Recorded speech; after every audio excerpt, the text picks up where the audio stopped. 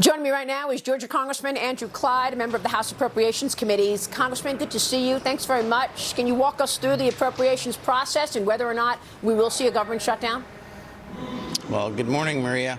Well, first off, I wish we were actually in the appropriations process and using the appropriations process here, but we're not.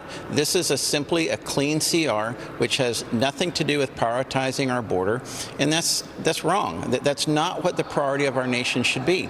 We need to prioritize securing our southern border here and use the government funding fight to do it. That's the leverage that's necessary here in Washington. We're not considering the appropriations whatsoever on this CR. It's simply a continuing resolution that continues Nancy Pelosi's funding levels, Joe Biden's disastrous policy to give us a little more time so we can spend more money. So are you going to vote no on this then? I'm a hard no on this, Maria, and so are a lot of other Republicans. So then it sounds like we will see a partial shutdown tomorrow or Saturday. Well, I think what you're going to see is there are going to be more Democrats vote for it than Republicans vote for it. I think that's exactly what's going to happen.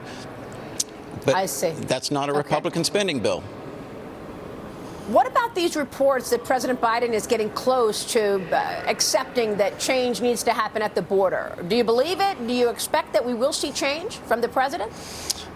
Well, his poll numbers are tanking, and it's primarily because of the border. So I would expect that he's going to try and do something about that. But, you know, this is not going to be, just a bill passed that does absolutely nothing. We're not going to allow him to fool the American people. We have to pass real border policy here and metrics that goes with it so we can actually do something on the southern border and not just make it a facade. And that's what they want. They just want to make it a facade to get his poll numbers up. Wow. And where does this leave Alejandro Mayorkas? The House Homeland Security Committee is holding its second impeachment hearing into DHS Secretary Mayorkas. Committee Chairman Mark Green sent a letter to Mayorkas ahead of the meeting, the hearing, demanding that he submit written testimony. Mayorkas was supposed to sit for testimony, but he'll instead be in Mexico, claiming to discuss immigration issues in Mexico. Yesterday, 14 Democrats voted with Republicans to pass a House resolution which formally denounced President Biden's open border policies. Congressman, will some Democrats support the Mayorkas impeachment, do you think? Well, I think after yesterday's vote, that's certainly a possibility. I believe that the Democrats are seeing the disaster on the border and feeling it, especially in the poll numbers. And so I think there very well could be some that vote to impeach Mayorkas as well, because he certainly deserves it. His job has been abysmal, and he has not followed the law. He has lied to Congress. He deserves to be impeached.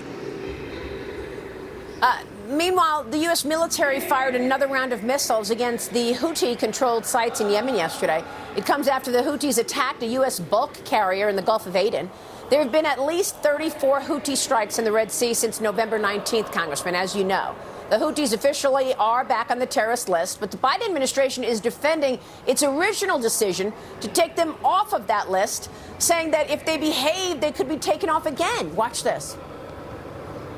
So a big reason why we delisted them literally on day one was to address a dire humanitarian situation on the ground. And as I said today, it remains dire in many cases. If they choose to stop these attacks, then we certainly have the option at our disposal to remove this designation that we just issued. And Congressman, let's be clear. President Biden walked into the Oval Office and overturned everything that President Trump did. One of the things President Trump did was put the Houthis on the terrorist list. And so now they're sort of explaining away why Biden took them off in the first place, only to put them back on after all of these attacks. Your reaction? Well, I don't think he actually put them back on the foreign terrorist organization designation. That's not what he did. And so that's what President Trump did. It's a stronger designation than what the Biden administration is doing right now. They need to be redesignated, just like President Trump did, as a foreign terrorist organization. And I actually have a bill in Congress here that would designate them as that, and not this mediocre kind of redesignation that the Biden administration is doing right now.